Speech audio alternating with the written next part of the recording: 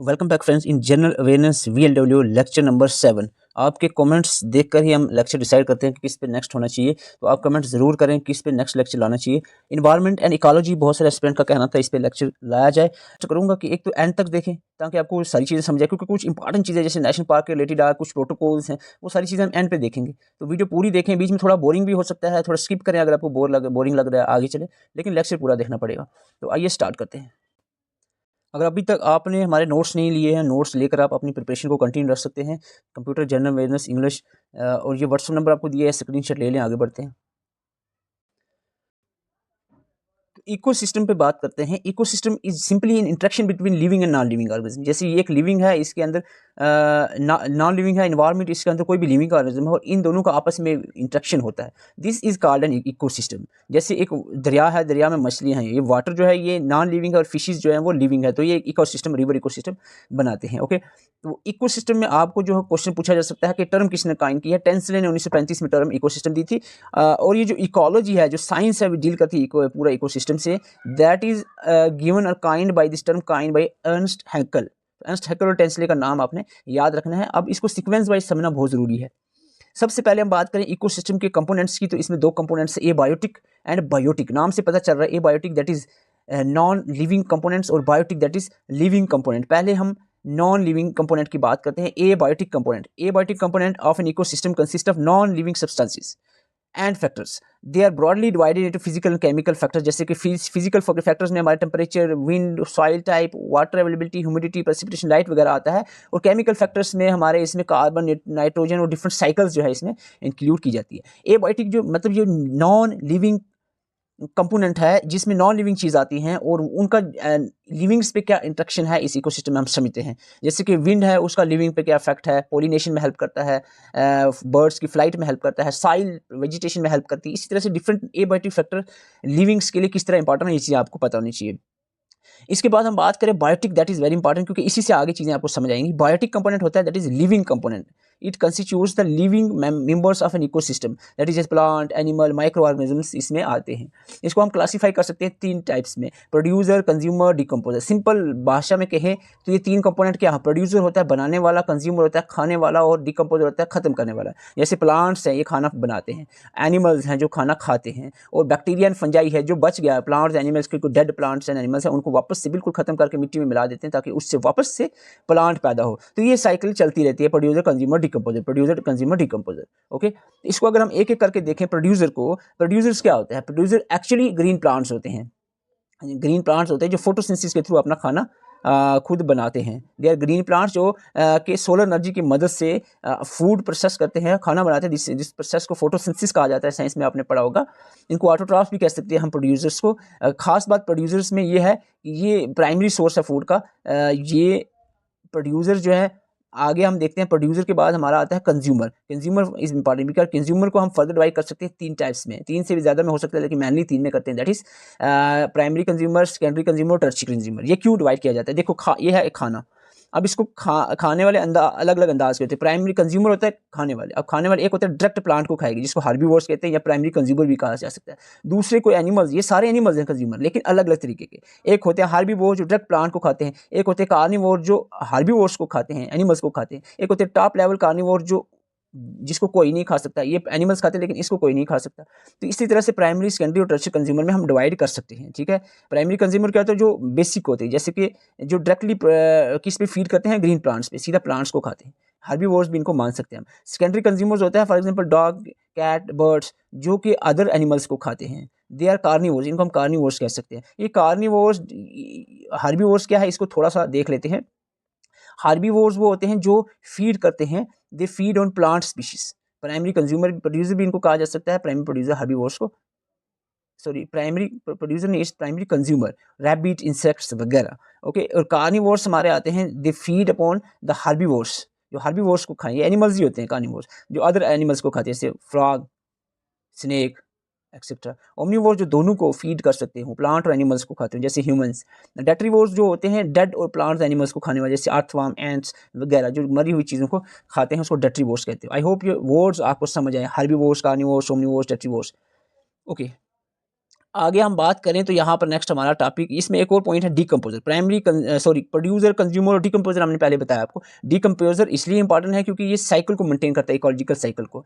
इसमें बैक्टीरिया और fungi mostly इसकी एग्जांपल में आते हैं। ये जो भी प्लांट एनिमल खत्म हो जाते हैं, मर जाते हैं, उनको ये डीकम्पोज बिल्कुल मिट्टी में मिला देता है, उनके न्यूट्रिएंट्स को, इनऑर्गेनिक मैटर्स को मिट्टी में फाइनली मिला देता है ताकि फर्टाइल हो जाए सॉइल और फिर से प्लांट पैदा हो तो एक साइकिल फिर से चले। अगर इकोसिस्टम के फंक्शंस की बात करें तो इसमें मेन फंक्शंस ये होते हैं जो आपको एक एक करके समझना चाहिए। Food chain, food web, energy flow, ecological pyramid, ecological regulation, ecological succession, ये टॉपिक्स हम अभी देखने की कोशिश करेंगे। तो आइए देखते हैं एक एक करके। सबसे पहले हम फूड चेन की बात कर ले। फूड चेन क्या है? Is nothing just a sequence of organisms in which one organism eat others and is being eaten by another। ये एक सीक्वेंस ऑफ ऑर्गेनिज्म है। जैसे एक सीक्वेंस आपको नजर आ रही है, grass, grasshopper, frog, snake, hog. इसमें एक ऑर्गेनिज्म दूसरे को खाता है और उसको कोई और खा देता है, वो उसको खाता है उसको और को। इस तरह से एक सीरीज ऑफ ऑर्गेनिज्म होते हैं जिसमें एक को दूसरा, दूसरे को तीसरा, इस तरह से एनर्जी ट्रांसफर करते रहते हैं। तो ये मैक्सिमम 5 लेवल की भी हो सकती है, मिनिमम 3 लेवल के भी फूड चेन हो सकता है अगर एक सिंपली हम देखें। ये तो सिंपल एक फूड चेन है, जैसे ग्रेजिंग फूड चेन एग्जाम्पल है। फूड चेन को अगर टाइप्स में देखें, क्वेश्चन पूछा गया था डेट्रेटिस फूड चेन पे रिसेंटली, तो 2 तरह की हो सकती है, ये एक ग्रेजिंग फूड चेन और दूसरा डेट्रेटिस। ग्रेजिंग हो गया जो लिविंग से स्टार्ट होता है, जैसे कि ग्रास से स्टार्ट हो, ग्रास, रैबिट, लाइन भी हो सकता है, और ये grass, grasshopper, frog, snake, hoc भी ग्रेजिंग की एग्जाम्पल में ही आता है, ठीक है। और जो डेट्रिटिस फूड चेन है, detritus food chain dead organism से स्टार्ट होती है। Start from dead organism into micro organism then into the other organism. जैसे कि यहाँ पर डेड एंड डिके ऑर्गेनिज्म्स को माइक्रो ऑर्गेनिज्म खाएंगे, उसको स्मॉल फिशेस, उसको लार्ज फिशेस, तो ये एक चैन बनेगी। इसको हम डेट्रिटिस फूड चैन कहते हैं। फूड वेब क्या है? फूड वेब जस्ट कुछ फूड चैन्स अगर इंटरलिंक्ड कर जाते हैं उसको फूड वेब कहा जाता है, जिसमें एक ऑर्गेनिज्म एक से ज़्यादा ऑर्गेनिज्म को खाता है। जैसे इसको ये भी खा रहा है, इसको ये, तो इस तरह से एक वेब लाइक स्ट्रक्चर बनता है जो आपको ये डायग्राम में नजर आ रहा है नीचे इस तरफ, राइट हैंड की तरफ। तो इसको फूड वेब कहा जाता है। इसके बाद जो एक इंपॉर्टेंट टॉपिक है that is ecological pyramid. Ecological pyramid क्या है? कोई मुश्किल नहीं है। आप फूड चेन आपने समझा, इकोलॉजिकल पैरामिड समझना भी मुश्किल नहीं है। इकोलॉजिकल, क्योंकि मैंने ये 2016 से लेकर 2020-21 तक में 11th-12th क्लास को पढ़ाता था, बायोलॉजी भी पढ़ाता था, बॉटनी, ज़ूलॉजी, इन्वायरमेंटल स्टडीज़ जो है ये भी इन्वायरमेंटल साइंस ही पढ़ाया है मैंने 4-5 साल। तो इकोलॉजिकल पैरामिड जो है इतना मुश्किल नहीं होता है। देखो इसमें क्या होता है कि it is a graphical representation of structure and function of trophic levels of an ecosystem. Trophic level क्या होते हैं? ये जो मैंने अपने फूड चेन आपको बताया ना, ये ट्रॉपिक लेवल, जैसे ग्रास एक ट्रॉपिक लेवल है, रैबिट दूसरा ट्रॉपिक लेवल, तीसरा ट्रॉपिक लेवल। ये जो फूड चेन है ये 3 ट्रॉपिक लेवल की फूड चेन है, ठीक है। ट्रॉपिक लेवल आप समझ गए, ओके। तो पैरामिड क्या होता है? इसको ग्राफिकल रिप्रेजेंटेशन इसकी करना, किसकी? जैसे को एक फूड चेन कोई भी सी भी ले लो, ये है फूड चेन, इसको ग्राफिकल रिप्रेजेंट करना, चाहे वो नंबर के बेस पे हो, बायोमास के बेस पे हो, या एनर्जी के बेस पे, और ग्राफिकल इस तरह से रिप्रेजेंट करना कि पैरामिड शेप बन जाए। तो इसको पैरामिड जानते हो ना, पैरामिड ये एक आप होता है इस तरह का स्ट्रक्चर को पैरामिड कहा जाता है। अब सबसे पहले आपको बता दूं कि जो इकोलॉजिकल पैरामिड है एल्टोनियन ने दिया था, इसी इसको एल्टोनियन पैरामिड भी कहा जाता है, और ये 3 तरह का होता है pyramid of number, pyramid of energy और पैरामिड ऑफ बायोमास। देखो अब ये क्या है, नंबर हुआ, यानी अगर आप एक फूड चैन ले ले तो कोई भी फूड चैन, हम ग्रेजिंग फूड चैन ले लो, ग्रास वाला फूड चैन ले। यहाँ पर आपको एक ग्रास एक ट्री वाला दिया है, ये ग्रास वाला है। देखो ग्रास आ गया, ग्रीन कलर में ग्रास है, इसमें आ गया ग्रास होपर, इसमें आ गया स्नेक, इसमें आ गया उसको खाने वाला हाक, ठीक है। ये फ्रॉग आ गया, फ्रॉग के बाद स्नेक ऊपर, इसके बाद और भी हो सकता है हाक, ठीक है। इसमें देखो अगर हम नंबर की बात करें, यहाँ पर इकोलॉजिकल पैरामिड ऑफ नंबर, तो नंबर आपको पता ही है कि ग्रास के नंबर सबसे ज़्यादा होंगे, इसलिए लास्ट वाला हमने जो बनाया बॉक्स ये बड़ा है। उस ग्रास होपर जो है ग्रास के नंबर से गिनती में देखें, अगर एक फुट जो है स्क्वायर फुट एरिया में ऐसे किसी भी ग्रास लैंड का ले लेता हूँ, उसमें डेफिनेटली ग्रास का नंबर ज़्यादा होगा, ग्रास होपर उससे कम, फ्रॉग उससे कम, स्नेक उससे कम, हाक तो या तो हो मासा एक आध होगा या होगा ही नहीं उस एरिया में। सपोज एक में 100 मीटर की बात करें तो 100 मीटर का एरिया लेते हैं, तो इसमें नंबर ऑफ ग्रास सबसे ज़्यादा होंगे, तो पैरामिड नीचे यहाँ पर ग्रास वाला सबसे बड़ा बनेगा। समझ रहे हो ना? इसको अपराइट पैरामिड कहते हैं, upright pyramid of number in grass ecosystem. Pyramid of number in grass ecosystem कैसा रहेगा? अपराइट, जो ये डायग्राम में दिख रहा है। इसको हमने producer, primary consumer, secondary consumer, tertiary consumer से नाम से लिखा है, आप उस तरह से भी लिख सकते हो, कोई भी इसमें कन्फ्यूजन की बात नहीं। लेकिन एक बात आपको बता दूं, अगर ट्री इकोसिस्टम की बात करें, ट्री इकोसिस्टम में पैरामिड नंबर के बेस पर, अगर नंबर देखें पैरामिड में, इकोलॉजिकल ग्राफिकल रिप्रेजेंट करें किसी भी फूड चैन को, ट्री फूड चैन को अगर हम रिप्रेजेंट करेंगे तो उल्टा बनेगा, इन्वर्टेड पैरामिड बनेगा। जैसे नंबर ऑफ ट्री, एक ट्री पे काफ़ी सारे बर्ड्स हो सकते हैं, और काफ़ी सारे बर्ड्स में काफ़ी सारे जो माइक्रो ऑर्गेनिज्म उन पे हो सकते हैं, तो इसलिए नंबर जो है पहले नीचे से अगर हम जाते हैं तो कम, ऊपर की तरफ बढ़ता रहेगा। तो इस तरह से पैरामिड जो इस तरह से इन्वर्टेड उल्टा पैरामिड बनेगा, ये चीज़ आपने ध्यान रखना, ठीक है, समझिए। तो नंबर का पैरामीटर जो है इकोलॉजिकल, ये आपको बता दूं, ये जो पैरामीटर ऑफ नंबर है, पैरामीटर ऑफ नंबर ये अपराइट भी हो सकता है, इन्वर्टेड भी हो सकता है, अपराइट ग्रासलैंड में और इन्वर्टेड ट्री इकोसिस्टम में।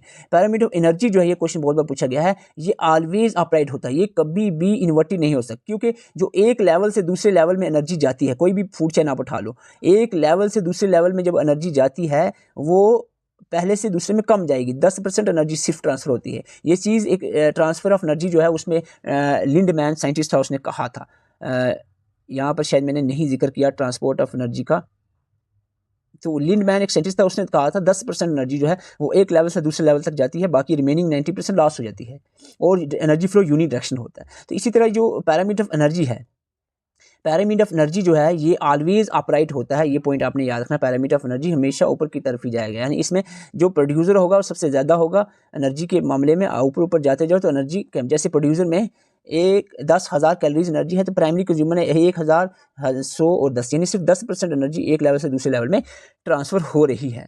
ओके, आगे हम बढ़ते हैं। बायोमास की बात करें तो इसमें दोनों तरह का अपराइट और इन्वर्टेड दोनों तरह की इकोलॉजिकल पैरामीटर बन सकते हैं, इकोलॉजिकल पैरामीटर बन सकते हैं। वो कैसे, आप डायग्राम से देख सकते हो। ग्रास लैंड में बात करें मास, अब वजन की बात आ गई बायोमास की। अगर पूरा एक सपोज मैंने 100 मीटर का एरिया लिया, उसमें जितना ग्रास है उस सबको अगर तोलते हैं तो सबसे ज़्यादा वजन ड्राई वेट की बात होती है, लेकिन अब अगर सिंपली समझने के लिए यही समझे, हाँ 1000 किलो का होगा ग्रास। अगर उस एरिया में रैबिट या गोट या कोई ग्रास होपर्स को अगर हम देखें तो 100 kg तक वहाँ मुश्किल से 1-2 मिलेगा। अगर हम देखें इस तरह से ऊपर बढ़ते जाओ, ये आपको 1 kg का टाइगर दिया, ये उस तरह से समझने के लिए है। तो 1000 kg ग्रास नहीं, फिर हम 10,000 kg ग्रास करते हैं तो ऊपर की तरफ चलें तो 100 kg तक टाइगर आएगा, या 200 आगे 20,000 इस तरह से। यानी कुल मिला के बात यह है कि यहाँ पर अपराइट मिलेगा ग्रास लैंड के केस में। Ecological pyramid of biomass in grass land is upright, लेकिन यहाँ पर अगर हम देखें इक्वेटिक इकोसिस्टम में पैरामिड ऑफ बायोमास जो है वो इन्वर्टेड होता है, क्योंकि इक्वेटिक पानी में देखो प्रोड्यूसर कौन से होते हैं, माइक्रो ऑर्गेनिज्म, जूप्लैंक्टन, फाइटोप्लैंक्टन होते हैं। फाइटोप्लैंक्टन छोटे छोटे प्लांट में रहने, पानी में रहने वाले प्लांट्स, उनको फिशेस खाती हैं जो उससे बड़ी है वजन के हिसाब से। अगर इन सबको अगर 1 लाख भी हो नंबर में, लेकिन इसका वजन जो है वो फिशेस से कम होगा, स्मॉल फिशेस से, उसको बड़ी फिशेस खाती हैं और उनका वजन उससे ज़्यादा होता है। बायोमास के बेस पे ये जो है पैरामिड इन्वर्टेड ही बनेगा, तो ये आपने याद रखना है। कुल मिला के कंक्लूजन ये है कि इन तीनों इकोलॉजिकल पैरामिड में नंबर में दोनों किस्म का पैरामिड बन सकता है। एनर्जी में सिर्फ अपराइट होगा, बायोमास में भी दोनों किस्म का पैरामिड अपराइट और इन्वर्टेड दोनों बन सकता है। ठीक है। इकोलॉजिकल सक्सेशन की बात करें, सक्सेशन होता है कम्युनिटी का डेवलपमेंट होना। हाइड्रोसेल होता है वाटर के अंदर कम्युनिटीज़ कैसे बनती है, इसको मैं थोड़ा जल्दी में स्किप कर रहा हूँ। वाटर में कुछ इस तरह से कम्युनिटी होती है। सबसे पहले छोटे ऑर्गेनिज्म आते हैं, जैसे फाइटोप्लैंक्टन आएंगे, फिर जूप्लैंक्टन आएंगे, फिर उसके बाद सबमर्ज, फ्लोटिंग, लीफ्ड, एंकर प्लांट्स, रीस्वार्म, मेडो, इस तरह से कम्युनिटी डेवलप होती जाएगी। इसको इकोलॉजिकल सक्सेशन कहा जाता है। वाटर के अंदर भी आप देख सकते हो, लिथोस्फीयर होता है, ड्राई लैंड के ऊपर भी ये हो सकता है सक्सेशन। तो ये दोनों चीज़ें आपने देखनी है। अब हमारी आ जाती है वेरी इंपॉर्टेंट टॉपिक, इससे क्वेश्चन डेफिनेटली एग्जाम में देखने को मिलता है, that is biodiversity. Biodiversity and conservation की बात करें तो इसमें से क्वेश्चन बनता है सबसे पहले थ्रेट टू बायोडाइवर्सिटी। बायोडाइवर्सिटी को किस किस चीज़ों का खतरा है। बायोडाइवर्सिटी क्या होता है, it is a variety and viability among the living organism. Simply कहें कि it is a variety of organisms, यानी एक इकोसिस्टम में जिसमें number of different types of organism पाए जाते हैं, इसको बायोडाइवर्सिटी कहते हैं। इसकी कंजर्वेशन बहुत इंपॉर्टेंट है, जो हम आगे देखेंगे। पहले थ्रेट देख लेते हैं क्या क्या चीज़ का खतरा है इस पे। तो थ्रेट जो है बायोडाइवर्सिटी पे हैबिटेट लॉस का होता है, जैसे रोड्स वगैरह बनती हैं या डैम्स, तो हैबिटेट लॉस होता है किसका, नेचुरल हैबिटेट लिविंग ऑर्गेनिजम्स का, चाहे वो एनिमल्स हो या प्लांट्स हो। पोल्यूशन की वजह से भी थ्रेट हो सकता है। ओवर एक्सप्लॉयटेशन, यानी अगर फिशिंग मछलियाँ हैं तो उसको बहुत ज़्यादा पकड़ने लग जाओगे जाल डाल के तो ख़त्म हो जाएंगी ना, या लकड़ी है उसको ज़्यादा यूज़ करने लग जाओगे तो वो भी ख़त्म हो जाएगी, जंगल्स ख़त्म हो जाएंगे। इन्वेजन स्पीशीज़, ये पूछा गया था रिसेंटली, एलियन स्पीशीज़ का इंट्रोड्यूस करना, यानी किसी भी जंगल में बाहर से कोई लिविंग ऑर्गेनिज्म, प्लांट या एनिमल खास करके यहाँ पर बात चल रही है एनिमल, जैसे एक जंगल में बाहर से शेर ला कर रख देते हो तो वहाँ पर पहले वाले जो एनिमल्स हैं उनको उससे खतरा होगा और उनका खत्म होने का खतरा रहेगा।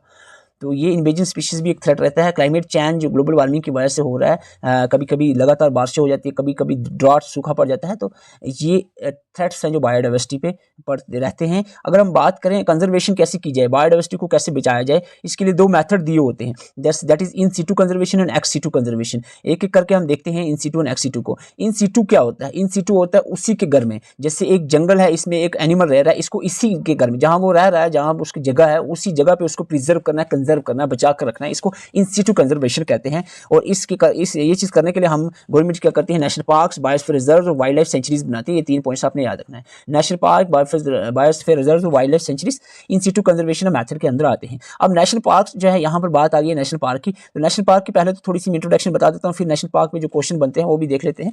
नेशनल पार्क क्या होता है, एरिया होता है जो डेडिकेट किया जाता है conservation of wild life along with its environment. A national park is used for enjoyment through the tourism. Simple अगर भाषा में कहें, एक ऐसी जगह होती है जिसको गवर्नमेंट कवर कर लेती है, मेंटेन कर लेती है, प्रोटेक्ट करने के लिए जितनी भी वाइल्ड लाइफ है। इसमें grazing domestic animal inside national park is prohibit, यानी ग्रेजिंग प्रोहिबिट होती है, डोमेस्टिकेशन ऑफ एनिमल जो है यहाँ पर प्रोहिबिट मना होता है नेशनल पार्क के अंदर। और all private rights and forestry activity जो है वो भी इस नेशनल पार्क एरिया में मना होता है, गवर्नमेंट की तरफ से इसको मना किया होता है। नेशनल पार्क इसको कहते हैं। अब नेशनल पार्क एग्जाम में पूछी जाती हैं, बहुत सारी नेशनल पार्क में यहाँ पर मेंशन की हुई है, लेकिन एक कुछ इंपॉर्टेंट जो है वो मैं आपको अभी रिवाइज करवाऊंगा, जो कुछ दिनों पहले भी मैंने आपको बताई थी। जल्दी से एक नज़र लगा लेते हैं। जिम कॉर्बेट नेशनल पार्क सबसे पहली इंडिया की नेशनल पार्क है जो उत्तराखंड में है। काजीरंगा नेशनल पार्क असम, गिर फॉरेस्ट नेशनल पार्क गुजरात में है। Sundarban national park West Bengal, Sitpura national park Madhya Pradesh में है। इवाकुलम नेशनल पार्क जो है केरला के अंदर है। और इसके बाद पेंच नेशनल पार्क मध्य प्रदेश, सरिस्का नेशनल पार्क को एग्जाम में पूछा गया था राजस्थान में, कान्हा मध्य प्रदेश, रणथंबोर भी पूछा गया था राजस्थान में है। इसके बाद बांडीपुर नेशनल पार्क जो है Karnataka, नरहोल national park Karnataka, Pariyar national park Kerala, Manhas national park Assam, great Himalaya national park जो है वो हिमाचल प्रदेश में है। तो ये नेशनल पार्क इंपॉर्टेंट जो मैंने आपको अभी बताई। वाइल्ड लाइफ सेंचुरी भी गवर्नमेंट मेंटेन एरिया होते हैं, लेकिन यहाँ पर खास बात वाइल्ड लाइफ सेंचुरी के, यहाँ पर सिर्फ एनिमल्स को प्रोटेक्ट किया जाता है, प्लांट्स नहीं प्रोटेक्ट होते। और वाइल्ड लाइफ सेंचुरीज में कुछ हद तक एक्टिविटी जैसे ग्रेजिंग वगैरह कुछ हद तक अलो होती हैं, कुछ लिमिट तक अलो होती हैं। बायोस्फीयर रिजर्व मल्टीपर्पज़ एरिया होते हैं, बहुत बड़े एरियाज होते हैं, जो कि 5000 स्क्वायर किलोमीटर से ऊपर के एरियाज जो है बायोस्फीयर रिजर्व्स होते हैं। और इसमें डिफरेंट जोन्स बनाए जाते हैं अलग अलग कामों के लिए। तो इसके जोन्स जो है वो 3 जोन्स होते हैं इसमें, बफर जोन, ट्रांजिशन जोन और कोर जोन। सबसे अंदर का कोर जोन होता है जिसमें ऑल एक्टिविटीज़ प्रोहिबिटेड होती हैं, जो कि मैन यहाँ पर कंजर्वेशन के लिए जोन बनाया गया होता है। इसके बाद नेशनल पार्क जो बहुत सारी मैंने यहाँ मेंशन किया है वो आप देख सकते हो। एक्स2 क्या होता है, एक्स2 होता है आउटसाइड द नेचुरल हैबिटेट, यानी किसी एक एनिमल या प्लांट को उस जगह से उसकी नेचुरल हैबिटेट से उठाकर कहीं और प्रिजर्व करना, उसको एक्स2 कहते हो। एक सिंपल सी एग्जांपल ले लो, एक्वेरियम, जैसे फिशेज आप एक्वेरियम में रखते हो, वो एक एक्स2 कंजर्वेशन, अगर उसको वहाँ पर आप प्रिजर्व करके रखते हो। इसकी और एग्जांपल्स में जैसे कि botanical garden, zoos, aquarium, gene pool, gene bank, germplasm, crypto preservation technique जो आती है, सारी किसके अंदर आती है, एक्स2 कंजर्वेशन के अंदर आती है। अब जो मेन पॉइंट अब आने वाले हैं, तो अब जो है आप ध्यान से थोड़ा सुनेंगे। बायोडाइवर्सिटी हॉटस्पॉट, बायोडाइवर्सिटी हॉटस्पॉट जो होते हैं एक पार्टिकुलर एरिया होते हैं, ऐसे एरिया जहाँ पे ऐसे स्पीशीज होते हैं जो सेंसिटिव हैं, रेयर हैं, खत्म हो सकते हैं, उनको केयर करने की जरूरत है। ऐसे एरिया जहाँ बायोडाइवर्सिटी बहुत रिच है, इस तरह के एरिया को बायोडाइवर्सिटी हॉटस्पॉट्स कहते हैं। और ये टर्म जो है 1988 में नॉर्मन मेयर ने दी थी। Out of 36 biodiversity hotspots, total दुनिया में 36 हैं, और 4 जो है हॉटस्पॉट इंडिया के अंदर है। 36 में से 4 जो कौन से हैं ये आपके सामने हैं। Himalayas, western Ghats, Indo Burma region और संडरलैंड जो है, ये 4 जो है बायोडाइवर्सिटी हॉटस्पॉट्स जो है इंडिया के अंदर हैं, ये आपने याद रखना है। Red data book IUCN, international union for conservation of natural resources, IUCN जो है ये पब्लिश करता है एक बुक जिसको रेड डाटा बुक कहते हैं। और ये एक ऐसा डॉक्यूमेंट होता है जो कि मेंटेन करता है, जो कि जिसमें स्पीशीज़ को कैटेगराइज किया जाता है 8 कैटेगरीज में। वो 8 कैटेगरीज कौन सी हैं ये आपके सामने हैं, जिसमें extinct in wild, critically endangered, vulnerable, near threatened, data deficient, not evaluated. ये 8 कैटेगरीज हैं। कुछ जगह पे 9 भी मेंशन है, तो ये मैं आपको बाद में क्लियर करवा दूंगा। फिलहाल 8 के नाम आपने याद रखना है कि 8 कैटेगरीज कौन सी है, इनके क्या नाम हैं, ठीक है। ये इंपॉर्टेंट रहेगा आपके एग्जाम के लिए। ओजोन लेयर में इतना नहीं कहूँगा, ओजोन लेयर बेसिक टॉपिक है, हर एक किसी को आना चाहिए। प्रोटेक्टेड लेयर होती है 25-30 किलोमीटर ऊपर आसमान की, जो ओजोन गैस से बनी है, जो अल्ट्रावायलेट रेडिएशन से हमें बचाती है, जो अर्थ पे जितने भी इंसान या एनिमल्स या प्लांट्स हैं उनको बचाती है। इस ओजोन लेयर को मेजर डोप्सिन यूनिट में किया जाता है। अंटार्कटिका के ऊपर ओजोन होल देखा गया है, उसकी ओजोन लेयर की डिप्लीशन हुई है, ओजोन लेयर में थिनिंग कमी देखी गई है। तो ये आपने ओजोन जो लेयर है इसमें इसकी डिप्लीशन किस वजह से होती है, ओजोन डिप्लीटिंग सब्सटेंसेस जो है उनकी वजह से होती है। और ओजोन डिप्लीटिंग सब्सटेंसेस में क्लोरोफ्लोरोकार्बन सबसे नंबर 1 पे आता है। क्लोरोफ्लोरोकार्बन या हाइड्रोक्लोरोकार्बन या कार्बोटेट्राक्लोराइड या मिथाइल, मेनली आप क्लोरोफ्लोरोकार्बन CFCs याद रखें, ये आता है जो कि ओजोन को डिस्ट्रॉय करता है। और ये जो क्लोरोफ्लोरोकार्बन है ये एयरसोल्स, रेफ्रिजरेटर्स, एयर कंडीशनर वगैरह से रिलीज होता है CFC क्लोरोफ्लोरोकार्बन। अब हम थोड़ा सा बात कर लेते हैं प्रोटोकॉल्स के ऊपर जो कि एग्जाम में पूछा जा सकते हैं। सबसे पहले बात करते हैं हम यहाँ पर क्योटो प्रोटोकॉल की। क्योटो प्रोटोकॉल क्या है? क्योटो प्रोटोकॉल इसका ऑब्जेक्टिव है to achieve the stabilisation of greenhouse gas concentration.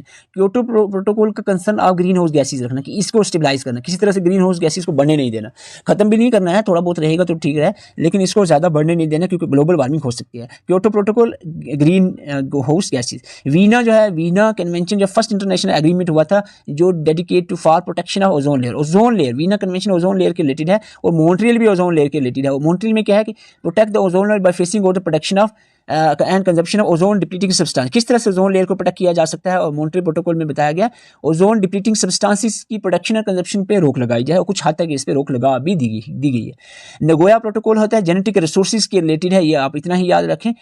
और इसके बाद जिनेवा प्रोटोकॉल एयर पोल्यूशन के रिलेटेड है, ये 1979 में आया था। तो ये कुछ प्रोटोकॉल्स हैं जो एनवायरनमेंट में एग्जाम में पूछे जा सकते हैं, ये आपने याद रखने हैं।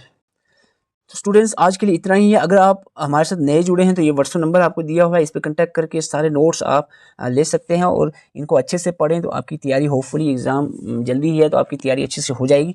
All the best, thank you for watching. Channel पर नए, चैनल को सब्सक्राइब करें।